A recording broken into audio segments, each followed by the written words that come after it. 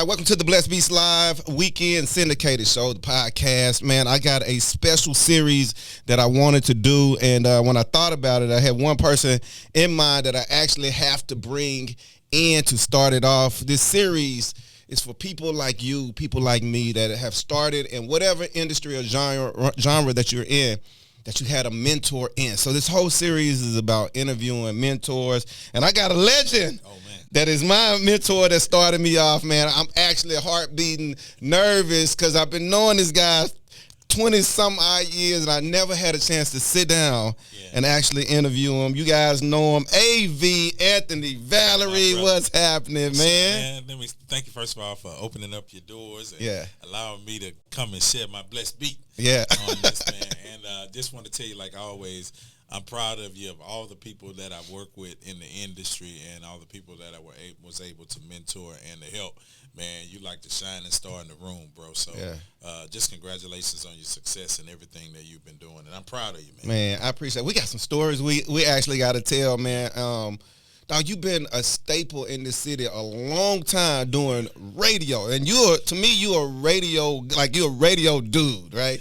Yeah. Tell me about your start, bro. Like, I know you from early 2000s, but you've been in radio longer than that. How many years and where'd you start? Since late 96 going into 97. But really for me, it started at the age of 13 years old. Wow. In Houston, we used to have clubs that would broadcast their entire club night over the radio. So you would have a club on from 10 p.m.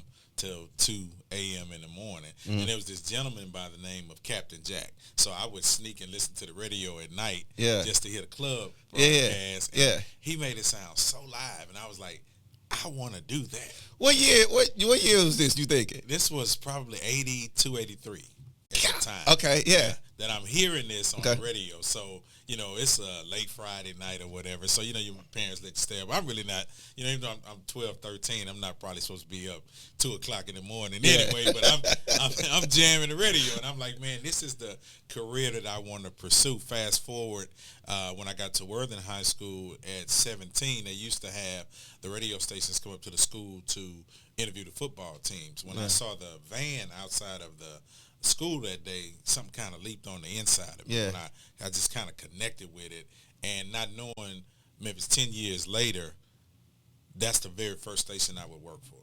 Wow. 1590. Yeah. This is AM. AM station at the time. Legendary station, KYOK in the city. All right, so do you remember the first day you walked in a radio station? Because I always tell in my testimony, my first day walking, I'm going to tell it to you if I never told you. But walking into that AM station for the first time, take us through that moment. Well, let me rewind back. So I was working at Park and Recreations, right? Okay. And a guy by the name of Michael Weefall, a dear friend of mine, big brother to me. We were outside one day. Everywhere I went from, I've been in ministry since I was 16 years old. So I've only known 2 things in my life, ministry and radio. Wow. So Mike, I would be at the park teaching the kids, but every day I'm constantly talking about radio. So one day, Michael Weefall is like, hey, man, you still want to do radio? I said, yeah. He said, you can't do it here. This is a park. He said, there's no radio station here. Yeah. If you're going to do it, go pursue your dream. Wow. Because you always talk about this. And so after that, I just prayed one day at the park, and I was like, hey, God, man, I'm ready to do radio. I've been dreaming about this. This has been my whole passion. God said, pick up the phone, call a guy that's on the radio station right now, which was KYOK. I picked up the phone. I dialed it. Guy by the name of Ed Grice picks up the line, and I'm thinking while I'm dialing the phone, this is the craziest thing in the world. Ed picks the phone up. I say, hey, man, my name is Anthony Valery. I'm interested in doing radio. He said something to me that if I would have finished my college career the right way, I would have recognized. He said, send in an air check tape. Memphis, I said, I don't have an air check tape, but I have tapes of me preaching. Yeah. And he said, just send that in. We just need to hear your voice. He says to me a couple of days later, I got your check, your air check tape or your preaching tape. I listened to it. We don't have nothing at the moment, but if you want to come and learn and volunteer, he says you can do that. Well, Wait, let me pause you right there. AV inside the BlessedBeatzLive podcast. Bro, you said you had tapes of yourself preaching. Yeah, I had tapes of myself preaching. Wait, now how old were you then?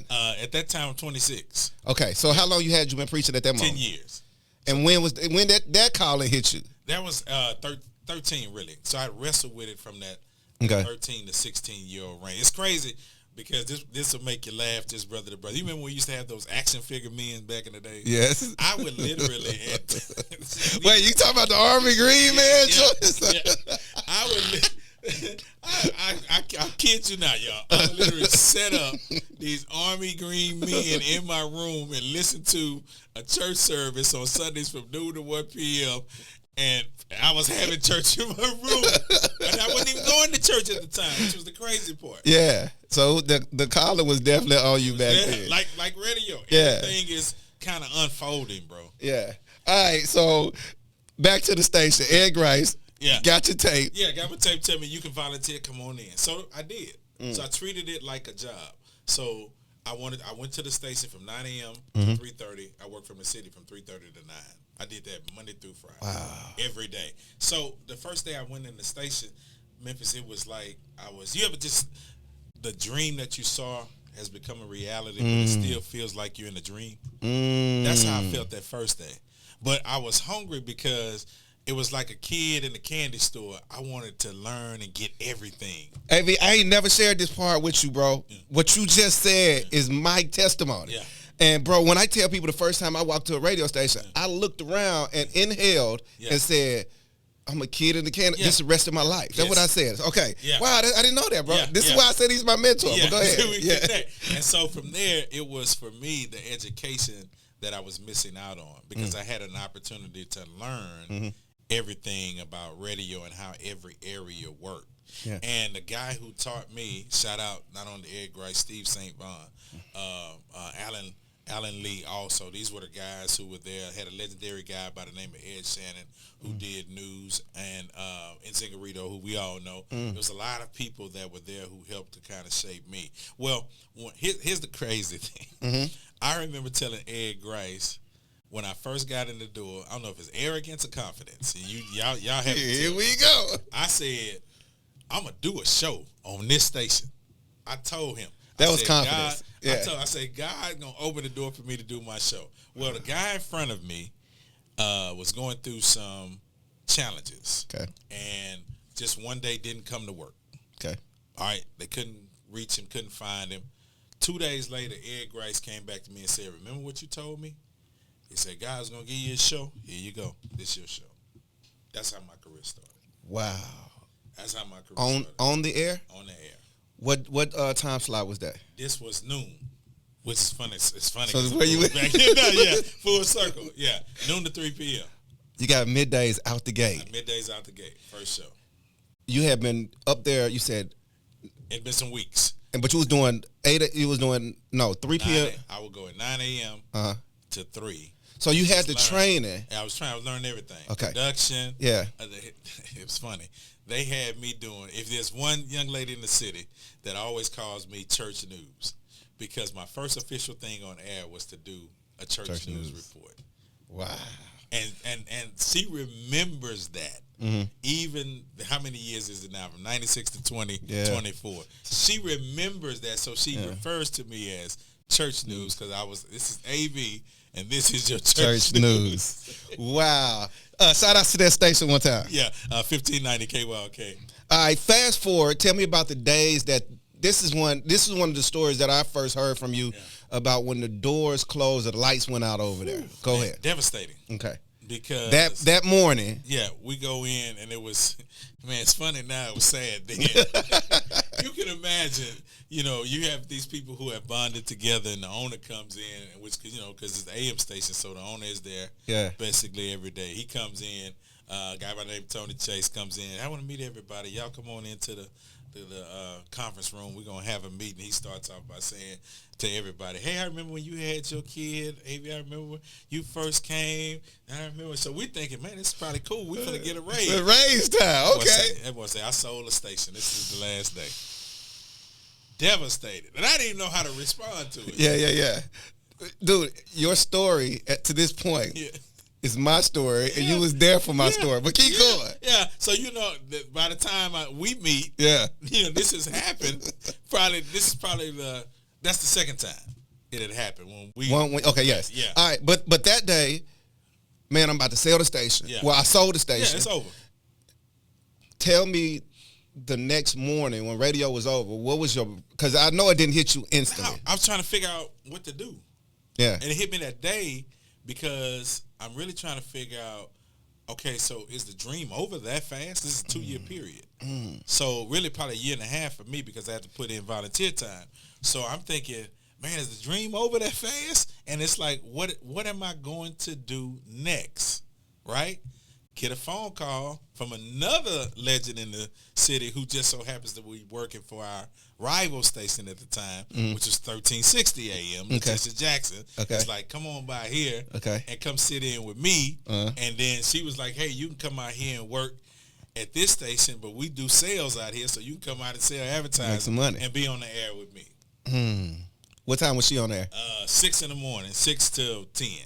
So I'm in a whole nother realm. Yeah. I got to get up early, and this drive is an hour away from me. I got to say this, man, and I'm probably going to say this throughout this interview, bro. That early part when you said that you was working, learning everything, this is propelling you into the next spot. It's keeping me. So, and I'm going to say this because he said it to me, those who can do it all are most valuable. You to the Yeah. How many people have you started out working with? How many people are still working with you? Them numbers. Exactly. Yeah. All right. You over at 1360. Yeah. So there's this gentleman by the name of Dwayne Cooks, right? He's the afternoon guy. Okay. So Dwayne is preaching at the same time, and I think he's pastoring as well. So Dwayne had to miss like a week or so. So I, fill in. So I jump in. So I'm trying to kill it, I'm trying to wear it out. Yes. Dwayne comes back to me at the end of the time that he's supposed to return and says, congratulations, this is your show. One, I want to say favor. Yeah. But two, pause this part right here, AV, and tell people how competitive radio is, bro. Yeah, it is, because it's like any sporting, because we have a sporting background. You want to be the best at what you do. So my thing is, I always tell people, if I get my foot in the door, I feel I can elevate. If you get your foot in the door, I feel like I can do some things because I know what I bring to the table. Yeah. So for me, if you say to me, I'm going to be out, I need you to fill in, my job is to keep it either at that level or take it to another level. Your job is to take I'm trying to knock it out. No harm to nobody, but that's just the name of the game, right? I'm just trying to let people know, hey, this is what I bring to the table. Yeah. With anything such as life. Yeah, for sure. All right, so he has now gave you this position. Now you go to, is it afternoons? Yeah, so I'm doing afternoons, but an opportunity arises because there's a young lady who got fired with me at the first job named Sharonda Harrell, who is working at 97.5. Power, right? 97.5. Yeah, who's working and who says, hey, there's an opportunity for you. They looking for somebody to do gospel on Sundays, right? Meet Maurice DeVoe, our program director at the time. Yeah. So I called Maurice. This time I'm ready, man. Yeah. When he said send in the air check tape. I got some tape for you, yes. I got an air check. I got plenty. Yeah. I can send you a bunch of them. Maurice calls back. He says, hey, we want to hire you. So at this time, Memphis, I've worked 2 AM stations. Yeah. I don't really know about this whole, if you work for this station, you probably can't work for this other station. So I go to the owner of 1360. I love him like a mentor to me to this day, Daryl Martin. I said, Daryl, they offered me an opportunity to do gospel on Sunday. I'm with you Monday through Friday. I want to go over here because FM has always been my goal. Wait, I don't think you finna say what I think you finna say. Go ahead. So I tell him, I say, FM has always been my goal. Yeah. So I say, listen, I go over there, do that on Sundays. I'm still with you Monday through Friday. Daryl Martin brands back and says, no man can serve 2 masters. That's what he hit me with. I knew you. Yeah. He said, no man can serve 2 masters. And I said, well, Daryl, if your son came to you and says, I have a better opportunity, would you hold him back? And Daryl said no. And I said, Daryl, thank you. I'm just going to take this chance.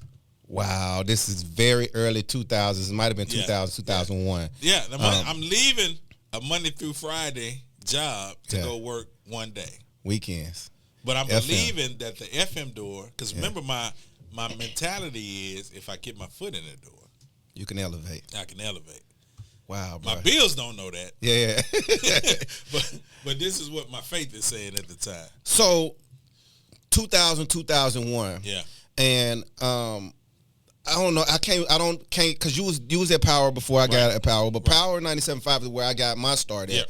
And I'm getting goosebumps hearing your story, and I know somebody watching like, man, Marcus, did you steal this man's story? Because and that's probably why we connected. We connected. Your story is my story. Yeah, okay, so Power 97.5, you walk through the doors. It's FM radio. This is Cumulus. I've arrived.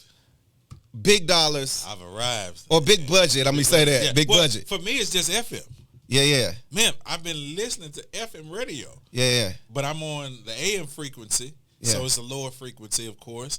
But FM is like, you've arrived. Yeah.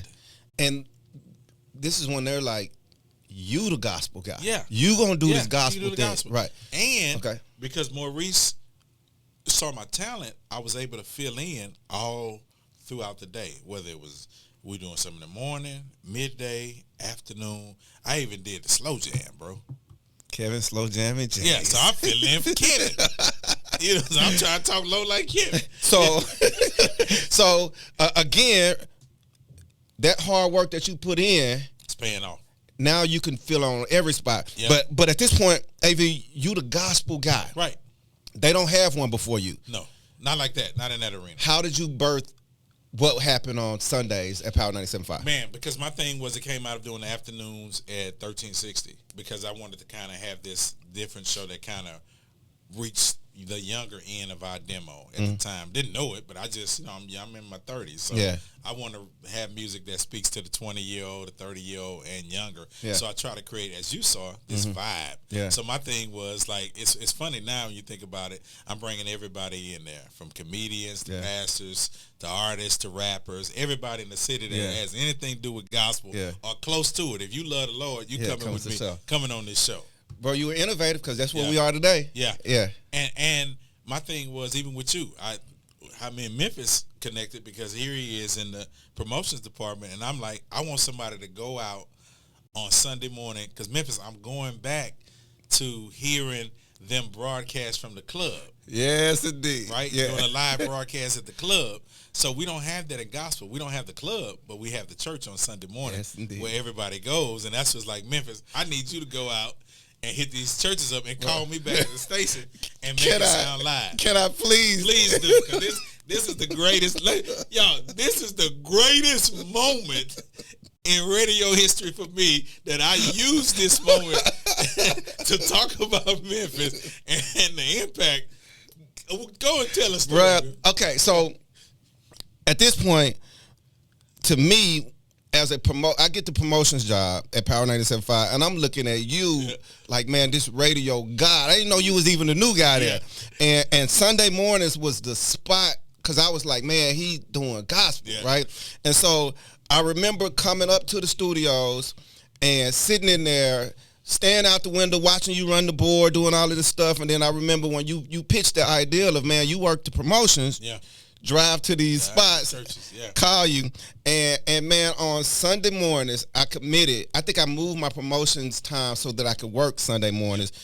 And first, I got to say this. I thank you, bro, because we used to hit so many churches every Sunday. It became a thing, right? And to the point where people would request for us to come out. But I got to say my first time going out. Wheeler Avenue. No, found the praise. Well, okay. Found the praise. I excelled at. Okay, Found the praise. I went out there, and it was just like you said, man. Go out there and do like they do Saturday nights. You're making the club sound hype, make these churches sound hype. So I go to Found the Praise and listen, Pastor Mia, Remus. Did I lie to you? That's all I want to know. Listen. If you straddled the fence back then, you were gonna follow. You might have turned yourself to Christ just because. Listen, now everybody knows Memphis and I, we love the Lord 120%. And y'all forgive me, because it's just brother-to-brother conversation we were having, because we just being transparent. I told Memphis, I said, I'm sitting to this church, and if you find one ugly person, and it wasn't none over there. I say, I seen somewhere else. Memphis wanted me to send him there every week. Every week we go into the Fountain Praise. But no, I'm gonna keep it radio. AV right here inside the BlessedBeatzLive show. Bro, you sent me over to Wheeler. Yeah. And I think that was the first time you wanted me to go live by myself. Yeah. And y'all, the way I froze up and the way this man laughed at me. But it was necessary. It was necessary. I think that broke the ice for me, so I'll never forget that moment. But bro, you made Sunday mornings a thing, and I remember gospel artists early in the game. The James Fortunes before it was James Fortune, right? The Gary May. People used to run over to the radio station. You gave it a new sound. You gave it a live vibe. I think you called it the praise. Because you got to think about it. This time in Houston, all we're dealing with is AM radio stations. So gospel outside of the big people like Yolanda, Fred, or Kurt are getting played on mainstream, like crossing over to your R&B stations, your hip hop. Like they're getting played, CC Winans, people like that. So a lot of our music probably wasn't getting played on FM outside of the college station here, TSU in the city. But to be on what is called a big time station. Big time station, yeah. Just to say what it is. Right. We knew the college station. Right. A lot was birthed out of Texas Southern University. But at the same time, to be on one of these major companies in the city, your music played on that is a whole nother level. Right. I could call, remember, when I first got on, like we always do, we get on a station, you call in artists and people to come on. My first day one guest, Marcus Wiley, at the time, Marcus just started comedy. At the time, it's day one. I'm hosting his first live comedy show. So I bring Marcus on with me on the station. But better than that, Yolanda calls in. So Yolanda is my guest, but she's headed to church. Yeah. But she's calling because, hey, we have a relationship from the KYLK days, the first radio station days. Who knew Yeah. what that would turn into? Had no idea. Yeah. No idea. All right, so we do some amazing things for about 3 years over at Power 97.5. I'll never forget this.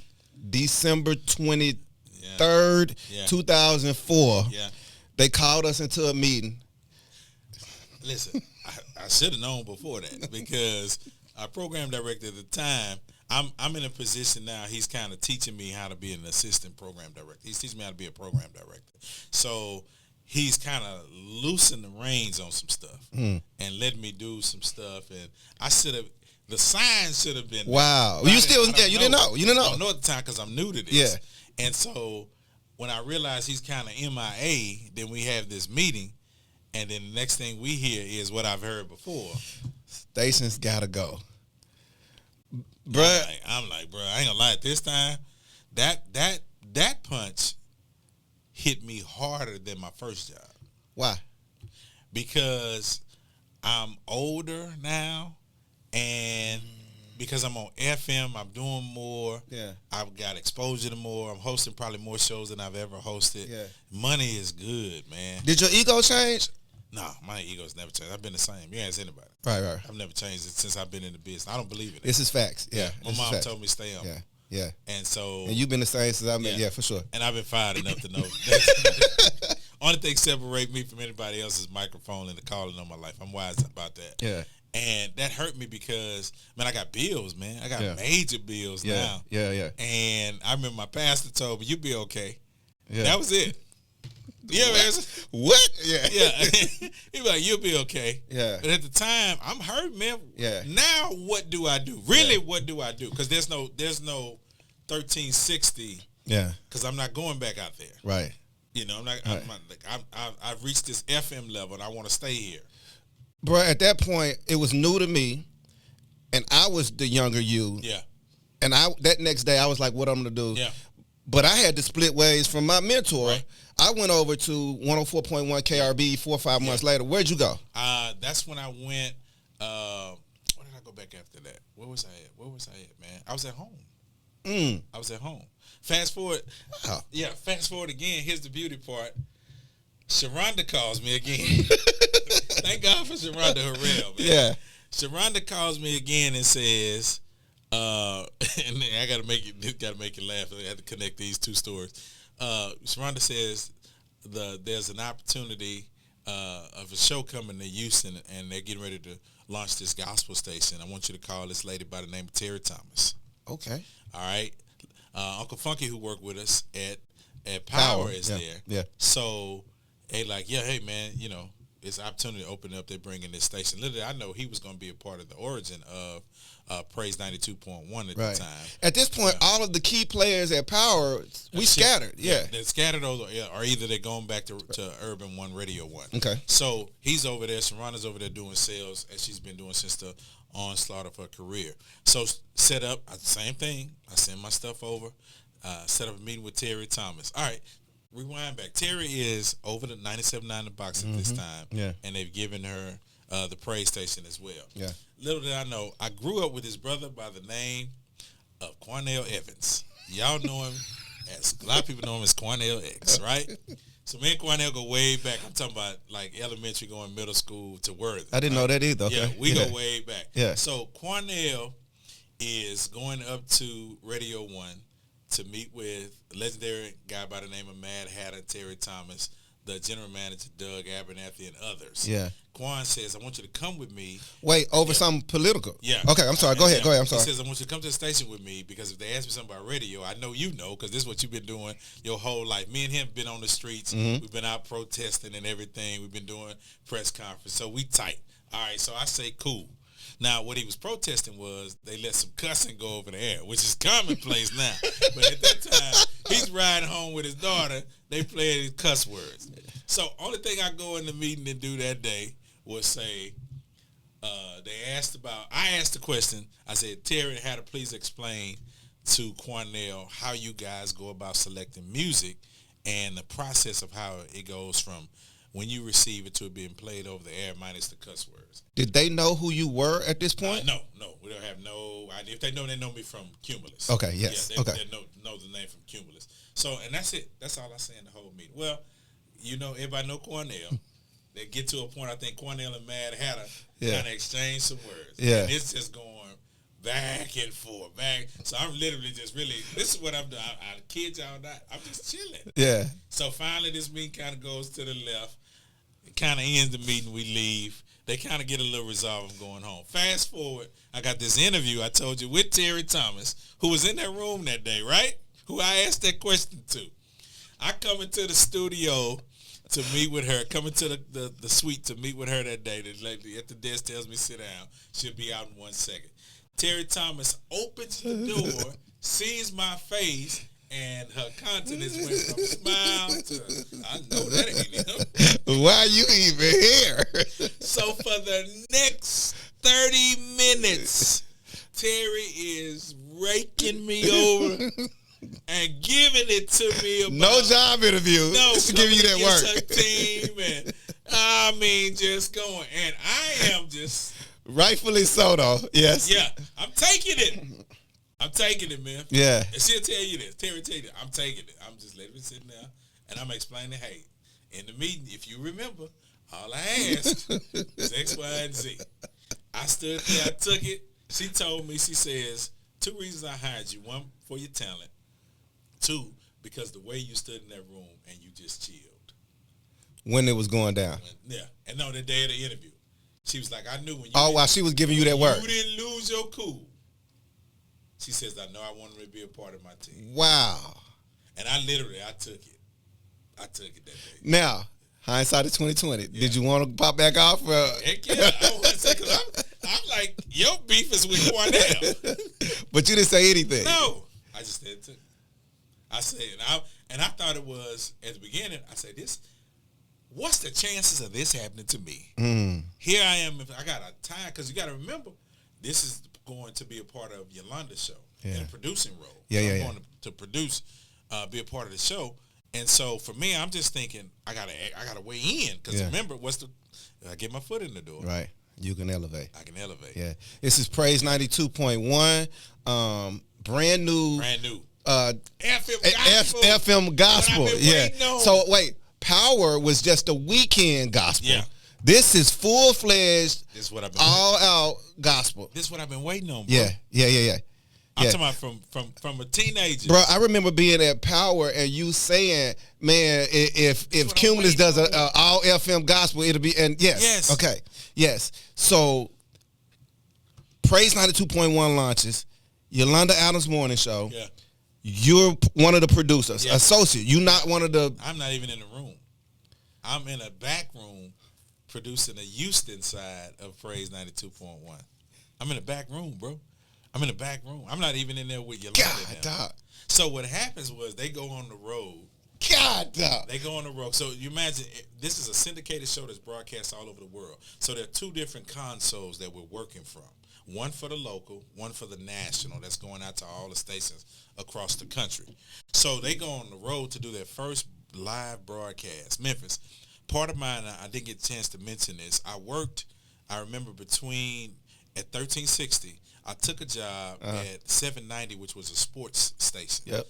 710, I think it was at the time. Okay. I took a weekend job because I needed the extra money. Okay. And it was sports and talk.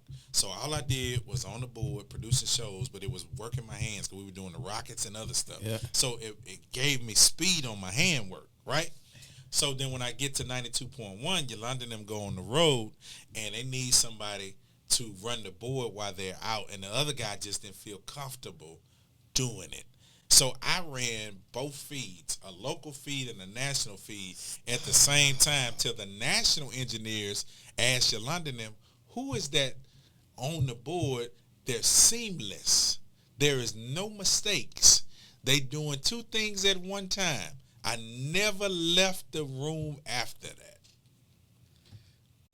Now, I got to remind you, bro, I'm not trying to sound churchy, but while I was in the back room, I was confessing that I would be a part of the show. I'm doing this every day. I got time not to get teary-eyed in here, bro. I'm seeing myself as a part of the team every day. This when I go in there, I'm early. Now, mind you, I'm in the back room. I ain't got to really get there till the show starts.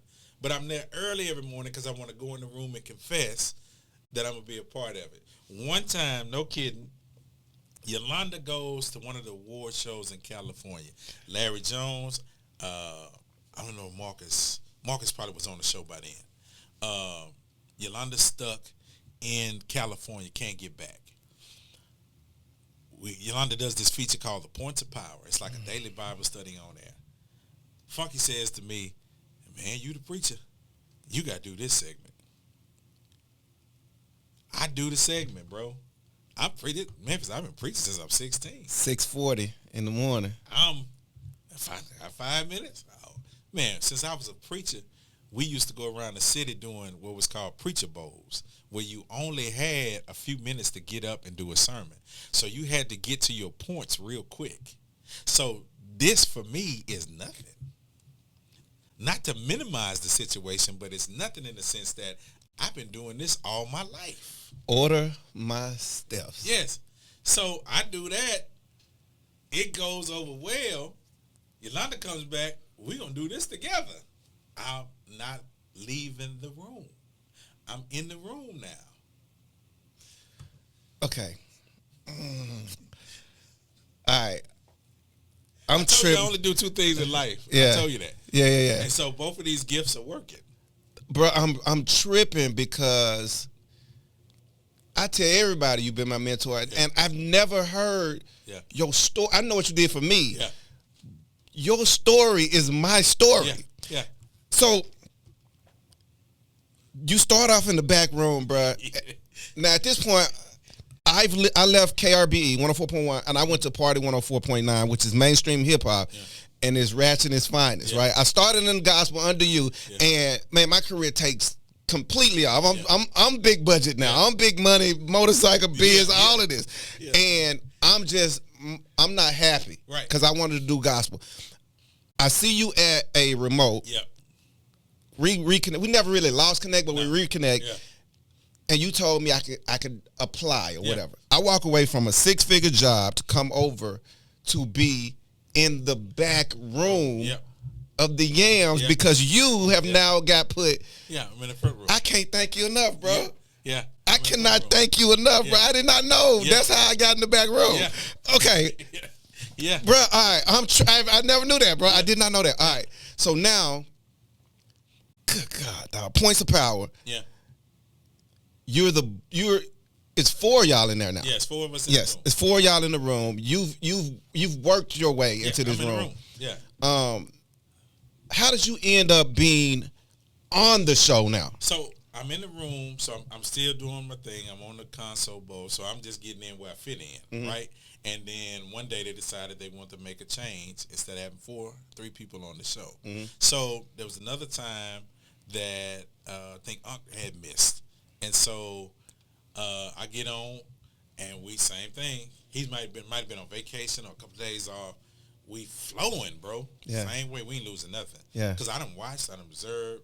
So I know how it goes. I know how Unc did his thing on the show. So I'm injecting my personality by maintaining and doing everything to get us in and out of the talk breaks. Yeah. So wait, you did this you was running the board. Yeah. And doing this. So you're behind the board. Yeah. And on the show filling in at the same time. Okay. So then after that, they want to make a change.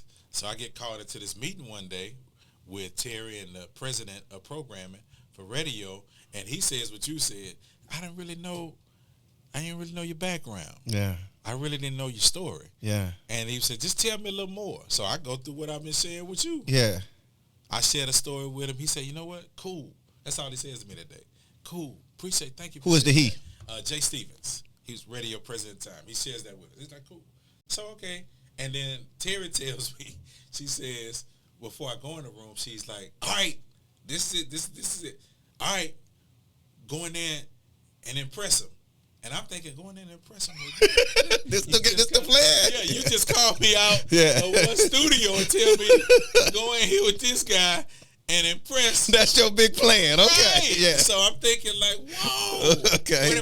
What am I? So I don't know what I'm coming into. Yeah. But I'm cool enough under pressure. Yeah. You'll never catch me. You won't be able to rattle me. Yeah. So I'm cool under pressure to know, ride it out till I figure it out. And then when I realize, okay, so what's happening, I'm actually being interviewed by this guy, but he's not telling me that. They filling me out.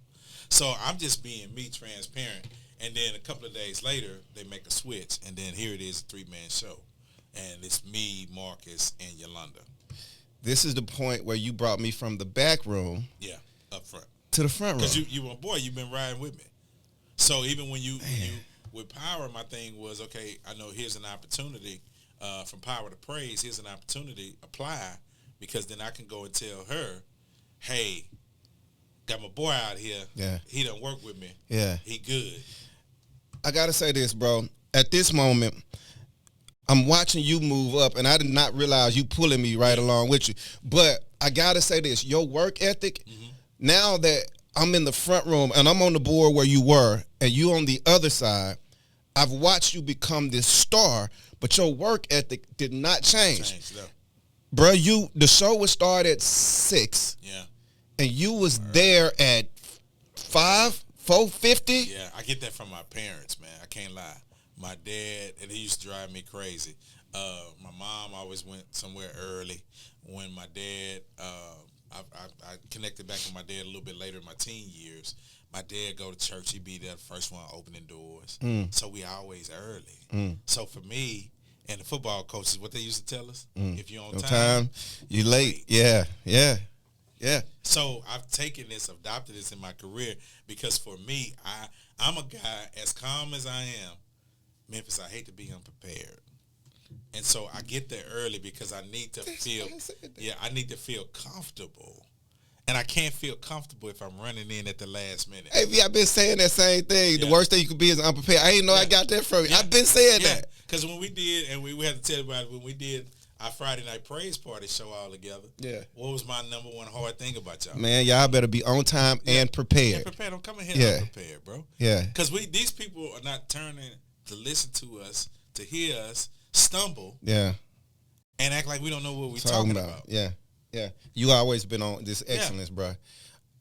All right, y'all have a 10? How many years run y'all have over there? 10 years. 10 good years, man. And that's a part 2 podcast. Just tell me about the day the lights went off on it. Yolanda Adams Morning Show, biggest gospel show in the nation at this point. Y'all have become bona fide radio stars. You gotta remember, this is the first syndicated show, radio show. Mm-hmm. Bobby Jones did one, but it wasn't broadcast per se over mainstream radio. Mm-hmm. This was the first nationally syndicated morning show. Yeah. That, to me, everybody watching, doesn't get the credit like it should for being that first national syndicated radio show. Right. It is the pioneer, the foundation of what's to come now, right? So, mind you, we had just celebrated 10 years. Mm-hmm. We go into this, Lord have mercy. This was a day, let me tell you that.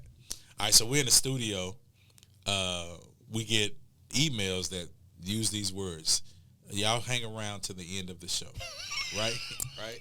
So I've been down there. So I'm thinking, and I say these words to Yolanda, because the email comes in. I say, Yolanda, hey, we just got an email from corporate that they want us to stay. Our syndicated people want us to stay after the show. She said, well, no, they're supposed to be meeting with me after the show. And I said, well, yeah. I said, well, here it is. It just came in. It's like probably, we get off at 9. This probably 7:50 going toward 8. Oof. Yeah. So this email comes in. They like stand still. But you remember the day of the week? I don't remember what day of the week it was. Okay. Syndication is in Dallas, the corporate. So they're coming from Dallas to us. So, it's a 45-minute flight. Mm-hmm.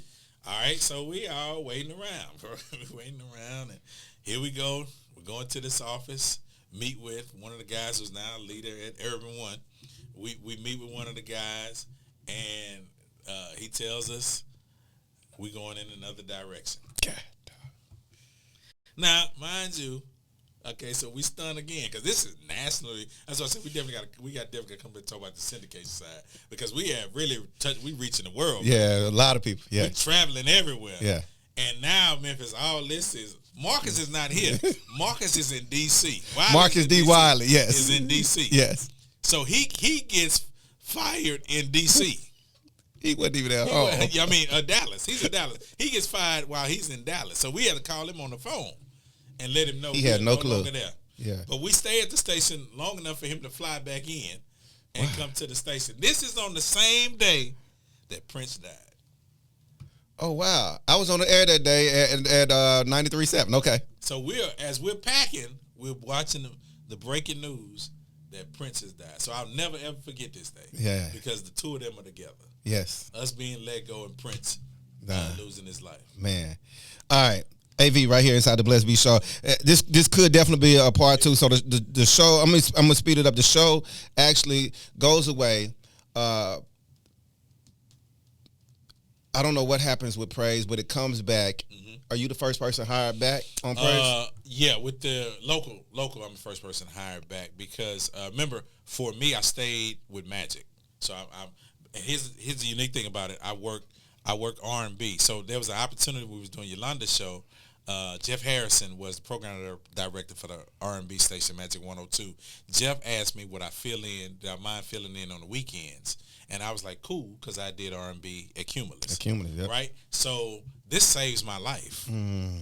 And when Yolanda's show go out, there's nowhere to go. Yeah, it's nowhere to go, right? But what happened, we had a great flood in Houston one day, mm-hmm. and the GM at the time, fast forward, we're all leaving Yolanda's show. We're all planning to leave the station. I'll show you how God works. I'll speed it up. So this guy by the name of Simon, we call him Crazy C. He's looking on the map to see how everybody can get home. All right, so we leaving because the rain is coming down hard. It's flooding everywhere. We're trying to get from the station. Everybody's trying to get home. I get on the freeway, Memphis. No lie, the Holy Spirit tells me, get off the freeway, turn around, go back to the station, go into the office and ask the GM, let him know if you need me, I'm here, I'm available. I get off the freeway, roll back to the station. I go tell the GM at the time, Mr. Gary. I said, Gary, I'm at the station. I'm going to sit here until the rain stops. If you need me, I'm here. I'm going back in one of the back rooms. He comes not even a minute later running behind me. Candy, which is Eastman, which is the midday host, legendary host, can't make it. Yeah. Do you mind jumping on the board, do Candy's show, and talk back and forth with her at home? I think nothing of it. Do the show with Candy. Rain stops, get in my car and go home. When we got fired from the Yolanda Adams morning show, I am literally walking out of the building. Terry grabs me and says, Gary says these words. Do you remember that day on Memorial Day flood that when I needed you, you filled in for me? He says, do what you got to do. We're going to bring you back in probably 3 months. I returned 90-day vacation to come back to Magic 102. It's from there that I'm in position that when praise comes back, now here's the hurting part. Praise come back, but it's more of a syndicated thing. So and that's what you know, syndication. There's yes. nothing but syndicated shows on praise. There is no local show on praise. Yeah. So Memphis, even though praise has come back, I'm on the outside looking in. Because I'm still at 102, but I can't get on praise. But as have it, we get ready to do a praise in the park. We need to localize this. Yeah. So it's like, hey, let's jump on middays, 9 to 2, do a show. We come up, Terry comes up with this idea. She asked me, what words do you enjoy? She's brilliant at this. Yeah. So I said, my life is about faith. It's about inspiration. It's about influence. It's about just touching lives. She said, we're going to call this show Faith and Fame with AV. Jump on Faith and Fame with AV in the midday. Jump on air. People started calling because they say, here is one of the boys from Yolanda show is back on air. I never leave the position again. Because if I get my foot in the door, you can elevate. Bruh, this story... It's deep, man. I'm definitely bringing you back because I do want to talk about the syndication of radio because what I want to do is do a whole interview on the business. Yeah. This was just your purpose in radio, bro. And I learned some stuff about you I ain't even know. And I'm not sitting in the chair. I ain't Marcus in the morning without AV. And I've been saying it. I don't know if I ever told you this. I don't know if people say it no more. Yeah. But people say, yeah. People always say, man, you sound like AV. And I used to be like, God, dog. Yeah. And it's because when you spend time around somebody, that lets you know the bond and the connection. Yeah. Because I've done it. There's people that I sound like. Yeah. And people be like, you mimic them. And that's because of the quality time that we spent with each other. So it's hard to have somebody as a mentor and not pick up their ways until you find your lane. Yeah. And then you manifest into who you are. And that you become. I tell you, man, you're like, and I say this with all humility, love, and respect. If there was an AV 2.0, that would be you. Because you're able to do and reach stuff that I couldn't. Yeah. So I can, and I do it from a cheering standpoint. Yeah. Because I can look at you and I'm proud. Yeah. I'm like, man. Yeah. Boy out here doing it, man. Hey, y'all, he done cussed me out a lot of times, though. I ain't gonna say that. You gotta have those, but you know what? Yeah. You gotta have those conversations. Yeah, for sure. If we didn't have them conversations, it wasn't real. Oh, it ain't real, man. Yeah. So I gotta say this. What's next for you moving forward in your career? All right, so a couple things I'm working on. We talked about doing, one of my other dreams was doing a television, doing a video and inspiration. So I'm coming out with my wine, man. I'm doing wine. Oh, so the spirits. So I'm doing a wine series. So I won't say the name. Working on that, man, and just continue trying to elevate, man. Call it the Holy Spirits. Now, I don't want to say the name because the name is fly. If I say the name right now, you'll fall out of the chair. I tell you, I'm about a bottle. Yeah. I'm gonna say we can't say pop bottle. I love it, man. I love you so much, bro. Series with AV right here, interviewing mentors. Stick and stay. Make sure you follow him on Faith and Fame AV. It's right there on the screen, and show him some love, man. This has been an amazing interview. You are watching the BlessedBeatzLive Weekend Syndicated Show podcast.